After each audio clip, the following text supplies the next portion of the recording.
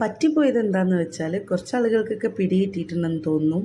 അപ്പോൾ കസ്റ്റമറുടെ പേര് ജുനൈസ് എന്നായിരുന്നു. എല്ലാ പേജിലും ജുനൈസ് എന്ന് കൊടുത്തു. പക്ഷെ ഒരൊറ്റ പേജ് മാത്രം എനിക്ക് എന്താണെന്ന് അറിഞ്ഞൂടാ, ജുനൈദ് എന്നാണ് എനിക്ക് കയറി വന്നിട്ടുണ്ടായിരുന്നത്.